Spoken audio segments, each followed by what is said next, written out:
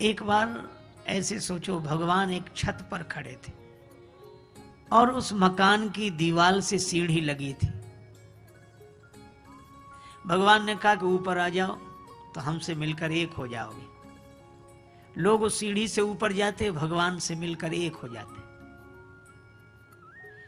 पर एक भक्त नीचे खड़ा था, वह बेचारा चढ़ नहीं पा रहा था, चढ़ने में असमर्थ था। उसने कहा कि प्रभु, क्या इस सीढ़ी का उपयोग केवल चढ़ने के लिए ही होता है? भगवान ने कहा कि नहीं नहीं, उतरने के लिए भी होता है। तो भक्त ने कहा कि अगर हम इस सीढ़ी को चढ़कर आप तक नहीं पहुंच सकते तो आप ही सीढ़ी से नीचे उतरकर हम तक आ जाइए। और भगवान उस सीढ़ी से नीचे उतरे, भक्त से मिले। संकेत यह मिलता है, साधना के भवन के किनारे जो निष्ठा की सीढ़ी लगी है, उसके दो पाए हैं, नाम और रूप। भगवान कहते हैं तुम नाम रूप से ऊपर उठो तो हमसे मिलकर एक हो जाओगे। नाम रूप दो ईस उपाधि। हमारे गुरुदेव कहते थे तुम नाम रूप को छोड़ो फिर देखो कौन कहाँ है। जो नाम रूप में जकड़े हैं वे माया के सब पकड़े हैं, सब भेद दृष्टि के झगड़े हैं, मैं और नहीं तू और नहीं। तो नाम रूप ये सीढ़ी के दो पाए हैं, इससे जो ऊपर उठ जाए वो भगवान से मिलकर एक हो जाए। ब्रह्मविद ब्रह्मैव भवति। लेकिन भक्त कहते हैं कि प्रभु हम आप तक नहीं पहुंच सकते। तो भगवान ने कहा कोई बात नहीं, हम ही नाम रूप स्वीकार करके तुम्हारे जैसे बनकर तुम्हारे पास आ रहे हैं। और मुझे लगता है कि ज्ञान वह है जिसमें व्यक्ति भगवान तक पहुंचता है, और भक्ति वह है जिसमें भगवान व्यक्ति तक पहुंचते हैं। सीढ़ी एक ही है। भगवान ने कहा कि जब मैं नीचे उतरूंगा तो तुम्हारे जैसा बनकर ही उतरूंगा। बिल्कुल सही बात है। जीव नाम रूप से ऊपर जाएगा तो भगवान की तरह हो जाएगा, और भगवान नाम रूप लेकर आएंगे तो जगत की तरह हो जाएंगे। तो भगवान ने नाम रूप स्वीकार करके अपने सगुण साकार विग्रह में अपने को प्रकट कर दिया। भगवान कैसे? तो कहा गया चिदानंदमय देह तुम्हारी, विगत विकार जान अधिकारी। हम लोग स्वरूप से सच्चिदानंद हैं, शरीर से नहीं। पर भगवान शरीर से भी सच्चिदानंद है। जब वे प्रकट होते हैं सगुण साकार स्वरूप में तो सच्चिदानंद में नित्य है। इसीलिए आपने भगवान राम या भगवान श्री कृष्ण को मूर्ति रूप में दर्शन किया होगा, पर कहीं उनको दाढ़ी मूछ नहीं देखी होगी कि राम जी को मूछ दाढ़ी, भगवान श्री कृष्ण को दाढ़ी मूछ नहीं है। क्यों नहीं है? क्योंकि भगवान जब अवतार लेते हैं तो उनकी वय 16 वर्ष तक आकर ठहर जाती है। चाहे फिर वे हजारों वर्ष रहें पर उम्र उतनी ही रहेगी। एक सज्जन ने कहा यह तो बात समझ में नहीं आती, भावुकता बस कह दी गई है। इस संसार में जब कुछ नहीं ठहरता तो उम्र कैसे ठहर जाएगी? हमने कहा वैसे ही ठहर जाती है जैसे हम लोगों का कद ठहर जाता है। हमारे शरीर का कद भी तो नहीं बढ़ता।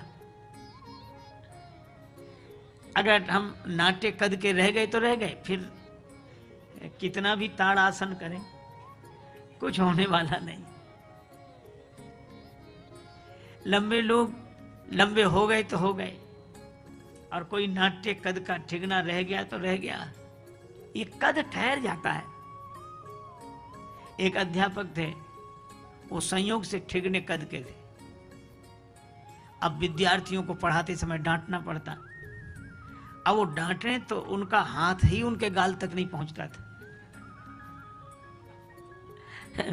तो विद्यार्थी से कहते थे कि चबूतरे पर चल तब बताऊंगा तुझे।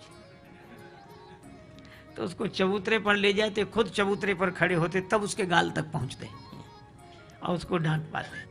ये और जो लंबे लोगों की भी बड़ी समस्या। एक लंबा आदमी ऊपर से खड़े होकर नीचे देखा, साग भाजी बेचने वाले से कहा कि ये नींबू कैसे दिए हैं? उसने कहा कि सर नीचे सिर झुका के देखो, नींबू नहीं संतरे हैं। तो जैसे हम लोगों के कद ठहर जाते हैं, वैसे ही भगवान की उम्र ठहर जाती है। भगवान नित्य हैं। जैसे ब्रह्म का स्वरूप नित्य है, इसी तरह भगवान का रूप भी नित्य है। पानी, नीर निराकार, उसका अपना कोई आकार नहीं, जिस पात्र में डाल दो उसी की तरह है। लेकिन उस पानी को पकड़ा नहीं जा सकता। किंतु कोई पानी को कटोरी में भर के फ्रिज में रख दे, कुछ नहीं मिलाया, वही बर्फ बन गया। तो पानी बर्फ में अंतर क्या? पानी पकड़ में नहीं आता, बर्फ पकड़ में आ जाता है। इसी तरह उस निर्गुण निराकार को जब कोई अपनी भाव निष्ठा की कटोरी में रखकर भक्ति के फ्रिज में रख देता है तो निराकार ही साकार हो जाता है। और अंतर यही है कि निर्गुण पकड़ में नहीं आता, निराकार पकड़ में नहीं आता, सगुण साकार को हम पकड़ सकते हैं। ताहि धरे जननी हठ धावा, भगवान को पकड़ लेते हैं। अब भगवान श्री राम और भगवान श्री कृष्ण, इन दोनों स्वरूपों के स्वरूप पर हम लोग विचार करें। भगवान राम का अवतार पहले हुआ, भगवान श्री कृष्ण का अवतार बाद में। इसका अर्थ क्या है?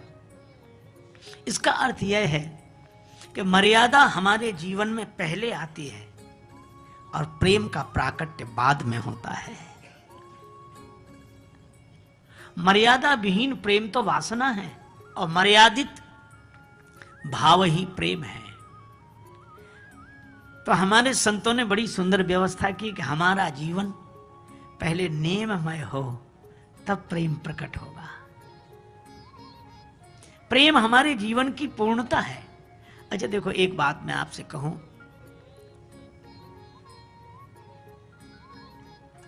नदी दो तट छोड़ दे, बिखर जाए तो तालाब बन जाएगी। दिखेगी तो बड़ी, पर पहुंचेगी कहीं नहीं। तालाब बनकर, झील बनकर नदी बड़ी दिखाई देगी, पर पहुंचेगी कहीं नहीं। तो हमने ये कथाएं सुनी स्वामी राजेश्वरानंद जी महाराज द्वारा। बहुत ही सुंदर तरीके से इन कथाओं का वर्णन उन्होंने किया है। उम्मीद है आपको ये कथाएं बहुत पसंद आई होंगी। अगर आपको ये कथाएं पसंद आई हैं तो चैनल को सब्सक्राइब कीजिए, वीडियो को लाइक और शेयर कीजिए, ताकि इस तरह की प्रेरक और हास्य कथाएं हम आपके लिए लेकर आते रहें। आपका बहुत बहुत धन्यवाद।